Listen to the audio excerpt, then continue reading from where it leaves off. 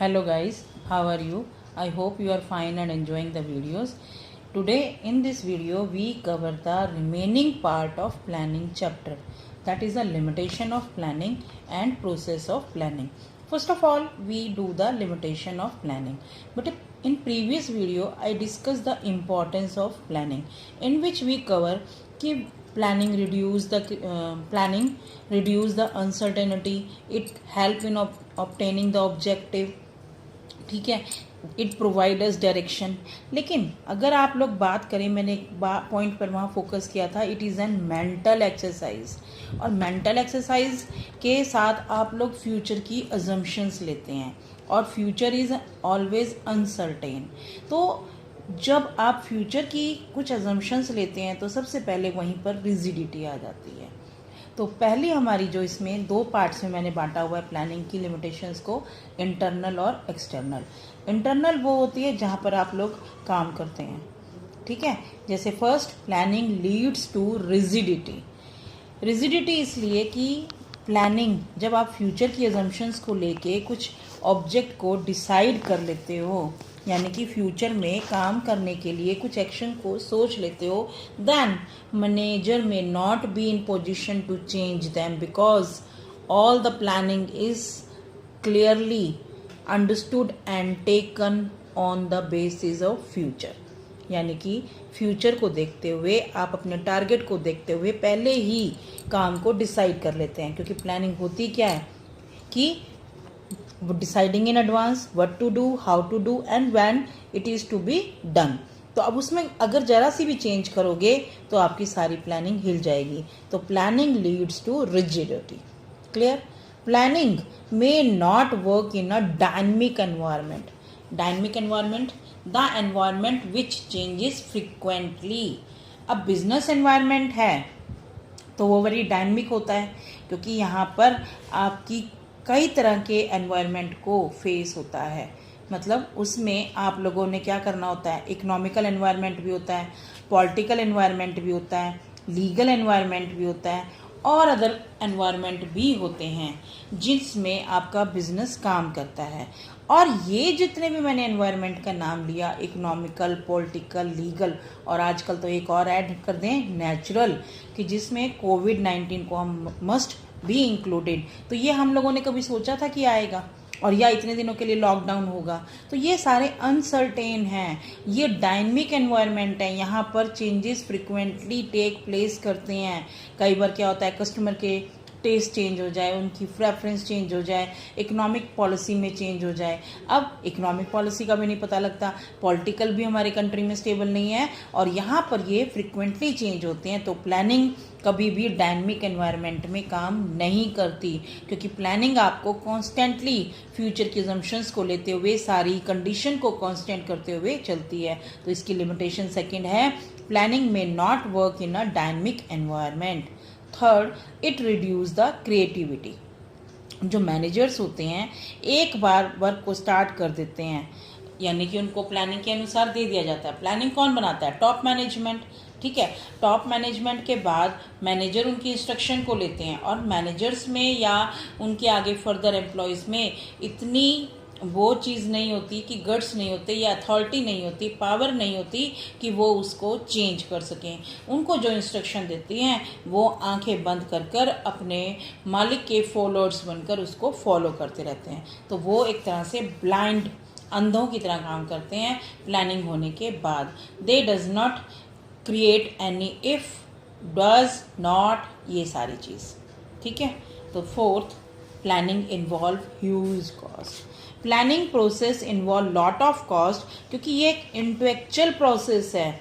यहाँ पर intellectual means mentally exercise है. यहाँ पर आपने दिमाग से लगाना होता है, और इसके लिए कंपनी को प्रोफेशनल एक्सपर्ट्स हायर करने पड़ते हैं, जिनको बहुत मोटी कीमत देनी पड़ती है in the form of salary.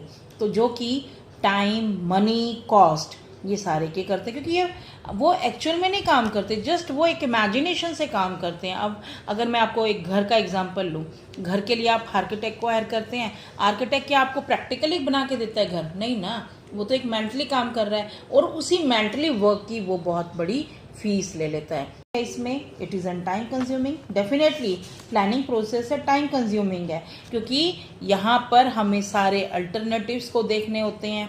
Alternative क्यों? क्योंकि एक वर्क को करने के लिए कई तरह के मेथड्स होते हैं। अब जैसे मान लो बेटे, यूट्यूब पर बहुत सारी वीडियोस आप लोग देख सकते हैं इसी लिमिटेशन ऑफ प्लानिंग की। कोई किसी मेथड से करवा रहा है, कोई किसी मेथड से करवा रहा है, किसी को कुछ अच्छा लगता है, तो यहाँ पर मुझे ये चीज़ अच्छी लग रही है, मैंने अपने तरीके से कराई है। तो there are lots of method. तो in planning we have to evaluate, यानी सबसे पहले हम इन अल्टरनेटिव्स को फाइंड करते हैं, फिर उनको एवेल्यूएट यानी कि उनकी पॉजिटिव और नेगेटिव दोनों चीज़ों को देखते हैं, यानी कि उनके कॉन्स और प्रॉन्स को देखते हैं, उसके बाद हम उनको सिलेक्ट करते हैं। तो that wise a time consuming. ठीक है, समझ में आ गई? Last, planning does not give guarantee success. बेटे प्लानिंग जो होती है वो फ्यूचर को अजम्पशन लेती है, लेकिन उसको प्रिडिक्ट नहीं कर सकती। अगर कोविड-19 से पहले बहुत सारे इंडस्ट्रियलिस्ट, बहुत सारे मैनेजर्स ने आप लोगों को कुछ ना कुछ प्लानिंग बना रखी थी कि हमने इतनी प्रोडक्शन करनी है, इतनी सेल टारगेट को अचीव करना है, हमने ये कॉन्ट्रैक्ट करना है, वो कॉन्ट्रैक्ट करना है, तो ये सारी की सारी चीज़ें रखी रह गई कि नहीं रह गई? तो प्लानिंग एक तरह से आपको एक डायरेक्शन प्रोवाइड करती है, लेकिन 100% आपको सक्सेस का गारंटी नहीं दे सकती, क्योंकि वो प्रेडिक्ट करती है, यानी अजम्पशंस को लेती है, लेकिन वो फुलफिल हो या ना हो दैट इज़ नॉट श्योर, क्योंकि प्लानिंग में 100% नहीं है। अब आप एग्ज़ाम की तैयारी करते हो, आपको लगता है कि 100% ये टॉपिक आएगा ही आएगा, लेकिन आप श्योर तो नहीं होते ना कि वो एग्ज़ाम में वो टॉपिक आ जाए। इसीलिए तो कहते हैं ना कि कुछ मत छोड़ो, सारा कुछ करके जाओ। तो इसीलिए प्लानिंग में इफ्स और बट्स सारे इंक्लूडेड हैं, लेकिन आप फ्यूचर को प्रेडिक्ट नहीं कर सकते। I hope you understand. These are the part of internal planning. Now we do the external limitation of planning. Natural calamities. Natural calamity का मतलब होता है कि जब आपके पास कोई अलग से, जैसे नेचुरल कोविड-19 है, तो ये आपकी नेचुरल क्लैमिटी है, एक आपदा है, बीमारी है, प्रॉब्लम है, कहीं पर अर्थक्वेक आ जाए, फ्लड आ जाए, तो तब भी हमारी प्लानिंग उसमें काम नहीं करती है। ठीक है बच्चों।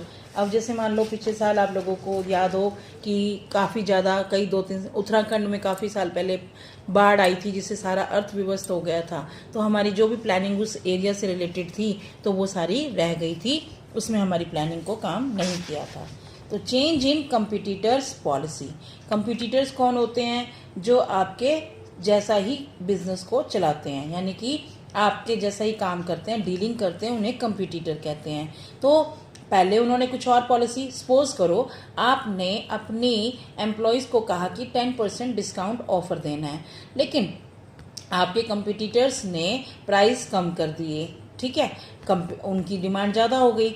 अब आपने सेल्समैन को इंस्ट्रक्शन दी हुई है कि आप मैक्सिमम 10% डिस्काउंट उनको ऑफर कर सकते हो, तो आपका जो सेल्समैन है 10% से करता नहीं है, वाइल आप जब due to less price of your competitor, आपके कस्टमर ने कहा कि हमें ज़्यादा डिस्काउंट दो, लेकिन उसने नहीं दिया, तो जिसके कारण आपके क्या हुआ, आपके कस्टमर चेंज हो गए, आपके कंपटीटर्स के पास चले गए। तो due to change in competitor policy sometime your planning does not work, यानी कि उनकी पॉलिसी चेंज होने के कारण आपकी प्लानिंग भी काम नहीं करती। Change in taste, fashion and trend in the market. बेटे आप लोग ध्यान से देखो कि पहले कुछ सालों पहले हम प्लास्टिक के ऊपर बहुत ज़्यादा फोकस कर रहे थे। हम हर चीज़ बनी हुई प्लास्टिक को प्रेफर करते थे कि वो सुंदर है, जल्दी साफ हो जाती है, लेकिन जब उसके एडवर्स इफेक्ट हमारे सामने आए तो हमने उसका बायकॉट करना शुरू कर दिया। We again move to the cloth और जूट, यानी कि हम वही देसी प्रोडक्ट पर आ गए कि हमें जूट का बना हुआ बैग यूज़ करना है या क्लोथ का बैग चेंज करना है। तो अब आप लोग देखेंगे कि जो प्लास्टिक बैग्स थे या कुछ और मटेरियल थे, उनकी मार्केट डाउन हो गई due to change in taste and fashion of the consumer in the market. Change in technology में बेटे आप लोग आजकल मोबाइल यूज़ करते हो, सेल फोन यूज़ करते हो, तो नोकिया के पहले आप लोगों के पास याद होगा कि छोटे फ़ोन आते थे नंबर डायलिंग वाले, लेकिन आज आप लोग एंड्रॉयड यूज़ कर रहे हो, पहले 1G 2G 3G अब 5G भी हो गया है। तो ये सब क्या है?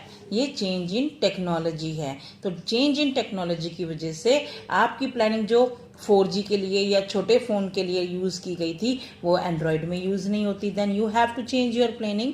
तो that is also external limitation of planning. And the last, change in government और इकोनॉमिक पॉलिसी। तो यहाँ पर गवर्नमेंट पॉलिसी ज़्यादा प्रेफर करती है, और वैसे भी एक्सटर्नल जो लिमिटेशंस होती हैं वो लिमिटेशंस होती हैं जो कि सभी बिजनेसमैन को फेस करनी पड़ती हैं। वहाँ पर इंडिविजुअल आपका कोई रोल नहीं है।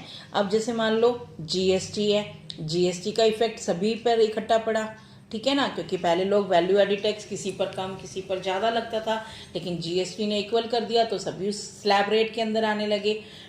इसके साथ ही अगर अभी गवर्नमेंट ने रिसेंटली 20 लाख करोड़ का जो प्रोजेक्ट सेंक्शन किया है, उससे that is an opportunity for industrial sector, for self manufacturing purpose, self reliant purpose, यानी कि आत्म सक्षर बनने के लिए हमें ये ऑफर दिया गया है। तो इसका किसको फायदा होता है, किसको नुकसान होता है, ये तो अलग अलग इंडस्ट्रीज के ऊपर बात होती है। वो अपनी प्लानिंग जो उन्होंने इससे पहले प्लानिंग की हुई थी वो काम नहीं करेगी। तो इस तरह से ये फैक्टर्स, लिमिटेशंस हैं प्लानिंग की, जो कि प्लानिंग को सक्सेस होने के लिए, यानी कि आपके ऑब्जेक्ट को अचीव करने के लिए दिक्कतें आती हैं। I hope you understand. Now we move to the planning process. But process में आप अगर इन्हीं को ध्यान से देखें तो ये स्टेप वाइज करना है। एक इसका सीक्वेंस भी सेम होना चाहिए। पहले अगर मैं आप लोगों को थोड़ा सीक्वेंस समझा के, या अगर मैं आपको एक एग्जांपल समझाती हूँ फिर उसको लेते जाएंगे। सपोज करो आपने एक बर्थडे पार्टी को अरेंज करना है, ठीक है, आपने अरेंज करना है तो आप क्या करेंगे, तो आपका फोकस क्या चीज़ है? बर्थडे पार्टी अरेंज करना, दैट इज द ऑब्जेक्टिव। तो फर्स्ट प्रोसेस है setting up of the objective, यानी कि प्लानिंग करने से पहले आपका क्या टारगेट है, क्या उद्देश्य है, उसको क्लियरली मेंशन कर दो। उसके बाद जब आपने बर्थडे पार्टी का डिसाइड कर लिया तो अब आप लोगों ने क्या सोचते हैं, आप क्या क्या लगाएंगे? आप लोग यही सोचेंगे कि कितने मेहमानों को बुलाना है, इनविटेशन करना है। उसके बाद आप लोगों ने कौन सा वेन्यू है, टाइम है, खाने का क्या क्या मेन्यू होगा, एंटरटेनिंग मेन्यू क्या होगा। तो ये सारी चीज़ें आपने एज्यूम करेंगे। तो इसी को बोलेंगे हम सेकंड स्टेप में developing premises. Developing premises means you have to make assumptions for future, यानी कि फ्यूचर को प्रेडिक्ट करने के लिए आपने कुछ अजम्पशंस को लिया कि इतने मेहमान आ सकते हैं, इतने नहीं आ सकते, इतनी चीज़ें हमें करनी है और इतनी नहीं करनी, ठीक है। उसके बाद identifying alternative course of action. अब आपने बर्थडे पार्टी को डिसाइड मेन्यू के लिए ले तो आप 2-3 जगह सेलेक्ट करेंगे। वहाँ पर मान लो अपने हम लोग एरिया का ही करें तो आपके एरिया में 4 बैंकेट हॉल हैं या 4 पार्टी के हॉल हैं, तो आप उनको आइडेंटिफाई करेंगे कि कौन सा क्या है, कैसा नहीं है, कि उन चारों की बुकिंग तो नहीं है उस दिन। तो थर्ड प्रोसेस होता है identifying alternative course of action. Means कि किसी भी जॉब को करने के लिए आपके पास, उस जॉब को परफॉर्म करने के लिए कई तरह के मेथड्स होते हैं, और वो कौन कौन से मेथड होते हैं वो थर्ड स्टेप में हम उनको आइडेंटिफाई करते हैं, ठीक है। नेक्स्ट है फिर आपका एवेल्युएटिंग अल्टरनेटिव कोर्सेज। एवेल्युएटिंग का मतलब होता है कि हर एक मेथड के पॉजिटिव और नेगेटिव पॉइंट्स को कंपेयर करना। अभी मैंने आपको कहा कि 4 बैंकेट हॉल हैं या पार्टी हॉल हैं, तो आप उन चारों की स्पेस, टाइम, फीस, ये सारी चीजें देखोगे कि नहीं देखोगे। फिर आप कंपैरिजन करोगे उन चारों में कि कौन सा सही लग रहा है, कौन सा नहीं है, आपके अकॉर्डिंग कितने स्पेस रिक्वायर्ड है, कितनी कॉस्ट आपकी आती है। तो आप क्या करते हैं, एवेल्युएटिंग अल्टरनेटिव कोर्सेज, उनको एवेल्युएट कर लिया, यानी कि जितने भी मेथड थे उनके पॉजिटिव और नेगेटिव पॉइंट्स को कंपेयर कर लिया।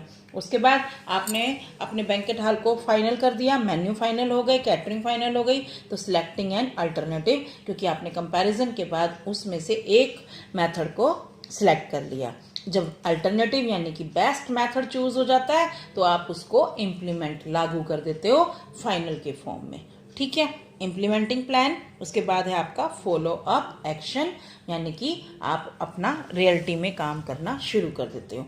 बेटे ये थे आपके 7 पॉइंट।